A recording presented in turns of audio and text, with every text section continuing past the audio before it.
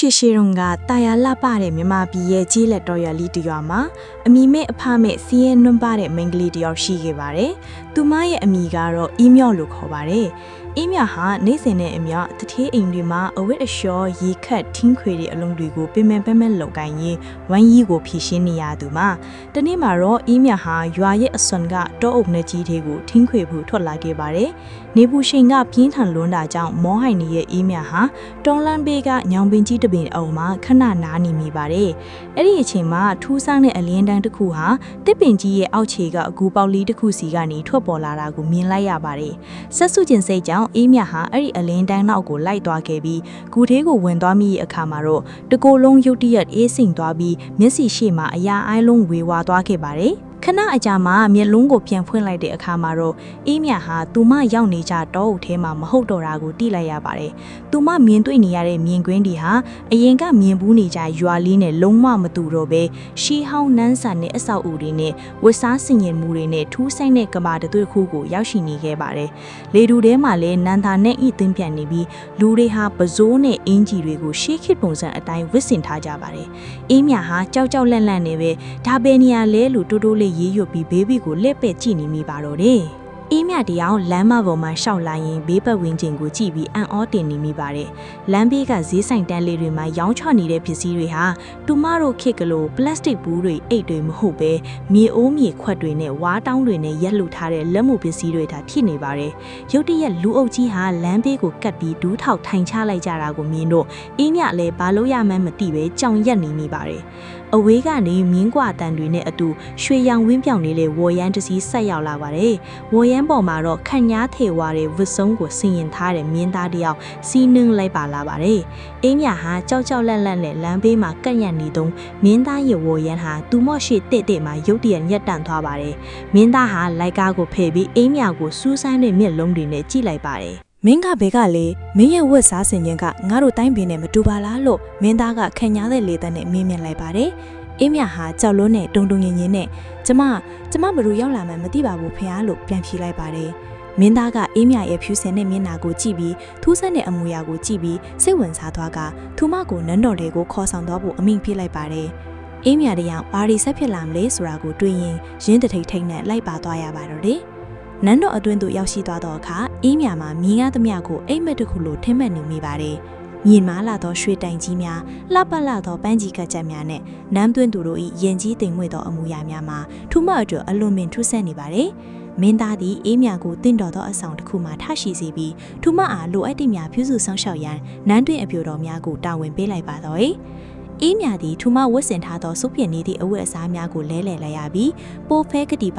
အင်ကြီးများနဲ့လှပသောထမီများကိုဝတ်ဆင်ခွင့်ရခဲ့ပါတယ်။မှန်တွင်းမှာမိမိကိုပြန်ကြည့်မိတော့ထားအေးမြမှာထူမကိုသာကိုမမှတ်မိနိုင်လောက်အောင်လှပနေသည်ကိုတွေ့ရပါတယ်။သို့တော်လေထူမဤစိတ်ထဲမှာတော့ထူမချန်ထားခဲ့ရတဲ့ရွာလေးနဲ့မိမိရဲ့ဘဝဟောင်းကိုလွမ်းဆွတ်နေစေဖြစ်ပါတယ်။တညထိမင်းသားသည်အေးမြရှိတဲ့အဆောင်ကိုရောက်လာကထူမနဲ့စကားစမြပြောဆိုခဲ့ပါတယ်။အေးမြကထူမတီအနာဂတ်ကဘာမှရောက်ရှိလာသူဖြစ်ကြောင်းနဲ့ထူးဆန်းတဲ့ကူးပေါက်ကြီးအကြောင်းကိုရိုးရိုးသားသားပြောပြခဲ့ပါတယ်။မင်းသားဒီအစပိုင်းတွင်မယုံနိုင်တော့လေအေးမြပြောပြသောအနာဂတ်မှထူးဆန်းတဲ့အကြောင်းအရာများကိုနားထောင်ရင်းစိတ်ဝင်စားမှုတိုးလာခဲ့ပါတယ်။မင်းပြောတာတွေကတကယ်ဆိုရင်ဒါဟာငါတို့အတွက်နမိတ်ကောင်းတစ်ခုဖြစ်နိုင်တယ်လို့မင်းသားကခတ်တူတိုးဆိုလိုက်ပါတယ်။သို့တော်လည်းနန်းတော်အတွင်းရှိသည့်အခြားသောမူတံများကတော့အေးမြကိုဆုံးမတော့မဟုတ်တလီယိုတို့အဖြစ်တန်တရာဝင်လာကြပါတော့လေနန်းတော်အတွင်း၌အေးမြအဖော်တန်တရာပွားမှုများမှာတနေ့ထက်တနေ့ပိုမိုပြင်းထန်လာကြပါတယ်အထူးသဖြင့်နန်းတွင်းပေတင်ဆရာကြီးနဲ့တိုင်တားမကြီးများကအေးမြဤထူးဆန်းတဲ့စကားပုံစံနဲ့လာရအရက်ကိုစိုးရိမ်မကန့်ဖြစ်နေကြပါတယ်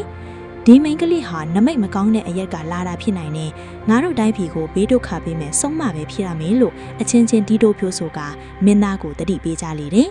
သို့တော်လည်းမင်းသားကတော့ထိုးဆွချွဲချက်များကိုဂရုမစိုက်ဖဲအေးမြထံမှအနာဂတ်ဘ ഹു တုဒများကိုဆက်လက်တင်ယူနေခဲ့ပါတယ်အေးမြတီထူမခင်မှသိရှိခဲ့သောစိတ်ပြိုယူနီးလန့်အချို့နဲ့ယောဂဗျာကာကွယ်နည်းအခြေခံလေးတွေကိုမင်းသားအားရှင်းပြခဲ့ပါတယ်မင်းသားသည်ထိုအချက်များကိုလက်တွေ့အသုံးပြုခြင်းခဲ့တာနန်းတွင်ဥယျာဉ်အတွင်ရှိနာမကျန်းဖင်နီသည့်အပင်များနဲ့တရိတ်ဆန်အချို့ပြန်လည်ကျန်းမာလာသည်ကိုတွေ့ရသောအခါအေးမြအပေါ်ပုံမယုံကြည်လေးစားလာခဲ့ပါတယ်။တနေ့တွင်တိုင်းပြည်အတွင်း၌ထူးဆန်းတဲ့ဖျားနာမှုတစ်ခုစတင်ပြန့်ပွားလာပါတယ်။ နန်းတွင်တမားတော်များသောကြိုက်တွေ့၍မရသောရှိနေစဉ်အေးမြကထူမတိထားသောတကူရင်တန့်ရှင်းရေးနှင့်ရေနွေးကြော်ထက်ထောက်သည့်အကျိုးကျေးဇူးများကိုအကြံပြုခဲ့ပါသည်မင်းသားသည်အေးမြ၏အကြံပြုချက်ကိုတိုက်ပြည်အနာအထက်ထက်အဖြစ်အမိန့်ထုတ်လွှင့်လိုက်နာစေခဲ့ပါတယ်ရလအနေကလူပေါင်းများစွာရဲ့အသက်ကိုကဲ့တင်နိုင်ခဲ့ပါတယ်သို့တော်လည်းဒီအောင်မြင်မှုကပင်မနာလိုသူတို့အတွက်အေးမြကိုပုံမရန်ညိုးဖွဲ့စရာဖြစ်လာခဲ့ပါတယ်မူးသက်တို့သည်အေးမြကိုနန်းတော်မှာဖယ်ရှားရန်လှုပ်ရှားအကြံစီများစတင်ကြံစည်ကြပါတော့လေမိုးမြတ်များနှင့်ဘေဒန်စီယာကြီးတို့သည်အေးမြကိုလှုပ်ကျက်ရန်အခွင့်အရေးကိုစောင့်နေကြသည်တညတွင်တိုင်းပြည်ကောင်းကင်ရန်၌ကျဲတကွန်းတကူဖြတ်တန်းသွားသည်ကိုအကြောင်းပြု၍ဒါဟာဒီမိန်းကလေးကြောင့်ဖြစ်ပေါ်လာတဲ့ကျိန်စာပဲဟုဘီရင်ကြီးထံကောလာဟာလများရှောက်တင်ကြလေသည်မင်းသားသည်အေးမြဘတ်မှမြမြပင်ကာကွယ်ပေးစေကမူဘီရင်ကြီးအမိန့်ကိုမလွန်ဆန်နိုင်ပေအေးမြအားမြေအောက်အချင်းထောင်အတွင်းသို့ခတချုပ်နှောင်ထားရန်ဆုံးဖြတ်ထရသည်အမောင်တို့ဖုံးလာနေတဲ့ထောင်ထဲတွင်အေးမြတယောက်အလွန်ပင်အားငယ်နေမိသည်သူမသည်မိမိရဲ့ရွာလီကို၎င်းသူမအပေါ်ကျင်နာခဲ့တဲ့မင်းသားကို၎င်းတတိယရဲ့မျက်ရည်ကျနေမိသည်ငါဘာကြောင့်ဒီခေတ်ကိုရောက်လာခဲ့ရတာလဲငါရဲ့ကံကြမ္မာကဒီမှာပဲအဆုံးသတ်ရတော့မှာလားဟုတွေးတောနေရင်ပူဆွေးနေမိသည်သို့သောအေးမြသည်လက်လျှော့ရှုံးမပေးပဲသူမထံသို့ရောက်ရှိလာတဲ့အစားအသောက်များကိုဂရုစိုက်ရိုက်စားသွင်းကခွန်အားကိုစုကြောင်းထားခဲ့သည်ထိုချိန်တွင်မင်းသားသည်အေးမြကိုကဲ့တင်ရန်နီးလန်းများကိုရှာဖွေနေခဲ့သည်သူသည်အေးမြပြိုးပြခဲ့တဲ့နောင်လာမယ့်အနာဂတ်အကြောင်းများကိုပြန်လည်စဉ်းစားရင်းအေးမြသည်ဆုံးမတူမဟုတ်ပေကံကြမ္မာကဆီလွတ်လိုက်သောလမ်းမြသူတူဖြစ်ကြောင်းခိုင်ခိုင်မာမာယုံကြည်နေခဲ့သည်တညလိုက်မင်းသားသည်လျှို့ပတ်စွာ၍ထောင်ဆောင်များကိုဖယ်ရှားကာအေးမြရှိရာအချင်းခံတကားကိုလာရောက်ဖွင့်ပေးခဲ့သည်အေးမြမင်းဒီကနေအမြန်ထွက်သွားမှဖြစ်မည်သူတို့မင်းကိုတပ်ဖို့ပြင်နေကြသည်ဟုစိုးရင်တကြီးဖြိုးဆိုကသူမကိုခေါ်ဆောင်သွားပါတော့သည်မင်းသားသည်အေးမြကိုနန်းတော်၏လျှို့ဖတ်မြေရောက်လမ်းမှသစဉ်တောအုပ်နှက်ကြီးတဲ့သို့ခေါ်ဆောင်သွားခဲ့သည်လာပြင်းည၏လာယုံအောင်မှာနှစ်ဦးသားအရှင်ဟုန်ဖြင့်ပြေးလွှားနေကြတော့လေနောက်ွယ်မှာမြင်းကွာတာညာနှင့်မီးရှူးတိုင်အလင်းရောင်များကတဖြည်းဖြည်းနီးကပ်လာနေကြသည်မင်းသားကျမကြောင့်မင်းသားပါအန်ဒီယေဖြစ်ရတော့မယ်ကျမကိုထားခဲ့ပါတော့ဟုရှိုက်ကြီးတင်ပြောလိုက်တော့လေမင်းသားကသူမရဲ့လက်ကိုမြဲမြဲဆုပ်ကင်ထားဆဲဖြစ်သည်ငါမင်းကိုဂတိပေးပြီးသည်မင်းကိုဘီးကင်းရအထိပို့ပေးမယ်ဟုဖျက်သက်စွာဆိုလိုက်သည်သူတို့နှစ်ဦးသည်အေးမြစတင်ရောက်ရှိလာခဲ့တဲ့ညောင်ပင်ကြီးနှင့်ဂူပေါက်ရှိတာသို့ရောက်လာကြသည်ထိုချိန်မှာလိုက်လံဖိုင်းစည်းသူမူးမြတ်များနှင့်စစ်တဲတော်များကသူတို့ကိုဝိုင်းရံထားလိုက်ကြပြီးဖြစ်သည်ဒါဟာဆုံးမပဲသူမကိုခုချင်းချင်းတက်ရမယ်ဟုဘေဒင်စရာကြီးကအမိန့်ပေးကလေးသမားများကိုအချက်ပြလိုက်သည်မင်းသားသည်အေးမြရဲ့ရှေ့မှအကာအကွယ်ရက်တီးပေးတော့လေအေးမြသည်မင်းသားအန်ဒီရဲ့ထစ်မယ်ကိုမလိုလားတော့သည်သူမသည်ညောင်ပင်ကြီးအောက်မှတောက်ပလာတဲ့အလင်းနှံကိုမြင်လိုက်သည်ကျမကသူမဖြန်ရမယ်လမ်းဖြစ်ကြောင်းသိလိုက်သည်အေးမြသည်မင်းသားကိုနောက်ဆုံးအချိန်ကြည့်လိုက်ပြီးကျေးဇူးတင်ပါတယ်မင်းသားကျမကိုဘယ်တော့မှမမေ့ပါနဲ့ဟုနှုတ်ဆက်ကဂူပေါက်ထဲသို့အပြေးဝင်သွားခဲ့သည်ညားဒီပြစ်လွတ်လိုက်တဲ့အချိန်တွင်အေးမြရဲ့ခန္ဓာကိုယ်သည်အလင်းတန်းတစ်ခုအဖြစ်ပြောင်းလဲသွားကပျောက်ကွယ်သွားပါတော့သည်အေးမြတယောက်ဂူဘက်ကထွင်သို့ရောက်ရှိသွားခြင်းတွင်တကူလုံးလေထဲ၌လွေမျောနေတကယ်သို့ခံစားလိုက်ရတယ်။နားထဲတွင်လေတိုးတန်များပြင်းထန်စွာကြားနေပြီးမျက်စိရှေ့တွင်ရောင်စုံလင်းတန်များကဖြက်ဖြက်လက်နေတယ်။ခဏကြာတော့အရာအလုံးရုတ်တရက်ငင်းသက်သွားပြီးသူမရဲ့ခန္ဓာကိုယ်သည်မြေပြင်ပေါ်သို့အသားရပြန်လဲကျဆင်းသွားခဲ့တယ်။အေးမြအမျက်လုံးကိုဖြည်းဖြည်းချင်းဖွင့်ကြည့်လိုက်တော့အခါသူမသည်အရင်ကနားနေခဲ့သည့်ညောင်ပင်အိုကြီးအုပ်သို့ပြန်လဲရောက်ရှိနေရဆိုတာကိုတွေ့လိုက်ရတယ်။သို့သောပတ်ဝန်းကျင်မှာသူမအမှတ်မိနေသည့်အတိုင်းမဟုတ်တော့ပဲအနှဲငယ်ပြောင်းလဲနေတကယ်သို့ခံစားရတယ်။နေဝင်ရိုးရီအချိန်ဖြစ်သောကြောင့်ကောင်းကင်တစ်ခုလုံးနှီးမြန်းနေသည်တောအုပ်ကြီးမှာတိတ်ဆိတ်ငြိမ်သက်နေတယ်။အေးမြသည်မိမိကိုမိမိပြန်ကြည့်လိုက်တော့အခါသူမဝစ်ဆင်ထားခဲ့တဲ့နန်းတွင်းဝစ်လှလှလေးတွေမှာပျောက်ကွယ်သွားပြီးအရင်ကစုပ်ပြတ်နေသည့်အဝတ်အစားဟောင်းများကိုသာပြန်လဲမြင်တွေ့လိုက်ရတယ်။မအိမ်မက်မှတ်နေတာလားဟုသူမကိုယ်သူမိခွန်းထုတ်ရင်နားမလည်နိုင်အောင်ဖြစ်နေမိတယ်။သူမသည်အနီးနာတွင်သူမခြံထားခဲ့သောထင်းစီလေးကိုပြန်တွေ့သဖြင့်၎င်းကိုကောက်ယူကရွာသို့ပြန်လာခဲ့တယ်။ရွာသို့ရောက်သောအခါလူတိုင်းကသူမကိုအထူးဆန်းသဖွယ်ကြည့်နေကြတယ်။အေးမြသည်သူမရဲ့အိမ်လေးသို့ရောက်သောအခါအိမ်နီးချင်းတော်ကြီးတို့ကအေးမြညီးပယ်ရီပြောင်းနေတာလေရွာကလူတွေညီးကိုရှာလိုက်ကြတာ3ရက်တောင်ရှိပြီဟုပြောလိုက်သောအခါအေးမြအံ့အားသင့်သွားရတယ်။နန်းတော်ထဲမှာသူမကုံဆုံးခဲ့တဲ့အချိန်များမှာလက်တွေ့တွင်3ရက်မြသာရှိသေးတော့လေသူမအတွက်မှုဘိုးဘတစ်ခုစားခဲ့တော့ကြာရှိခဲ့ပါတယ်အေးမြသည်ထိုထုံးစားတဲ့အထီးပြန်တစ်ခုကိုမိသူ့ကိုမှမပြောပဲစိတ်ထဲမှာသာတင်စီးထားလိုက်ပါတော့တယ် ရန်နှဲငယ်ကြလာတော့လေအေးမြရဲ့စိတ်အစဉ်မှာရှေးခင်နန်းတို့စီတို့သာခဏခဏရောက်ရှိနေမိတယ်။သူမသည်အရင်လိုပင်ပန်းအလွတ်လုံနေရတော့လေအရင်ကထက်ပို၍ရင်းကျက်တင်းငိမ်လာတယ်။တနေ့တွင်အေးမြသည်ရွာ၏ရှေးဟောင်းဖျားပြက်ကြီးတစ်ခုအနီးတွင်အလုံးလုံးနေရင်ခြုံတွဲပိတ်ပေါင်များထဲ၌ထူးဆန်းတဲ့ကြောက်စာတိုင်းတစ်ခုကိုတွေ့ရှိခဲ့တယ်။သူမသည်စိတ်ဝင်စားစွာဖြင့်ကြောက်စာတိုင်းပေါ်ရှိဖုံမှုများကိုဖယ်ရှားလိုက်သောအခါသူမဖက်သက်ယုံမြရှိသည့်ရှေးခင်စာသားအချို့ကိုတွေ့လိုက်ရတယ်။ကြောက်စာတွင်ဂျေဇူးတည်တဲ့သောမိန်းကလေးတို့ရဲ့လမ်းညွှန်မှမှုဖြင့်တိုင်းပြည်၏ကန့်ရော်ကားကိုကြော်လွှားနိုင်ခဲ့သည်ဟုသောစာသားနှင့်မင်းသားတစ်ပါးရဲ့ရိုးကုန်းကိုထွင်းထုထားသည်ကိုမြင်လိုက်သောအခါအေးမြရဲ့ရင်ထဲတွင်လွိုက်ခနဲခံစားလိုက်ရတယ်။ဤဒီမှအိမ်မမဟုတ်ပဲတကစ်အဖြစ်တဲ့တစ်ခုဖြစ်ကြောင်းခိုင်မာသောသက်သေပင်ဖြစ်တယ်။ ထိုအချိန်မှဆောက်၍အေးမြဲသည်မိမိကို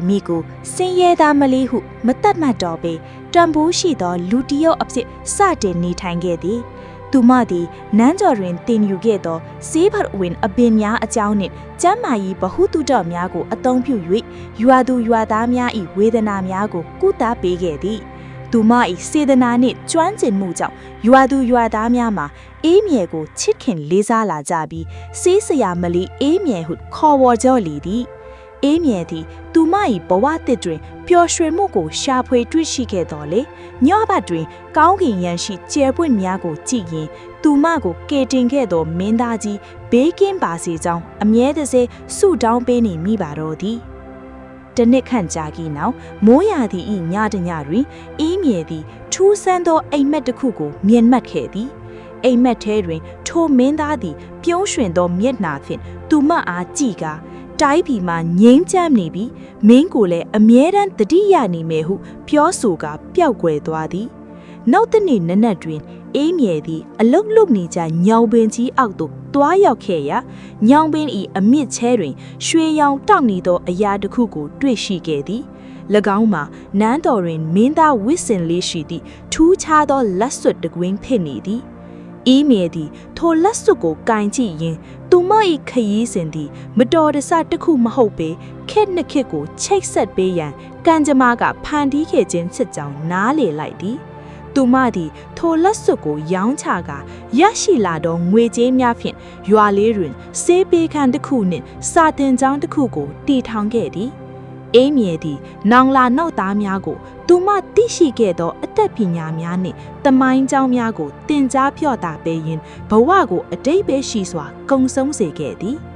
အချိန်များစွာကုံလွန်သွားတော်လေအေးမြဲ၏ပုံရင်မှာရွာလေးတွင်ဒန်းတာ၏တစ်ခုအဖြစ်ကြံရစ်ခဲ့သည်ရှေးခေတ်မှရောက်လာသောဆွေးနေသားမလေးသည်သူမ၏အသိပညာဖြင့်လူပေါင်းများစွာကိုကယ်တင်ခဲ့သည့်အကြောင်းမှာလူအများ၏ပါဇက်ဖျားတွေပြောမဆုံးအောင်ရှိနေပါတော့သည်အေးမြဲသည်သူမချစ်ရသောမင်းသားနှင့်ပလန်မစုံနိုင်တော့တော်လေသူတို့နှစ်ဦးကြားကဒန်ရောစဉ်နှင့်ကောင်းမြတ်သောလောက်ရမွားသည်ခေတ်အဆက်ကိုဖျက်ကျော်ကာသမိုင်းစာမျက်နှာထက်တွေထာဝရတည်ရှိနေပါတော့သည်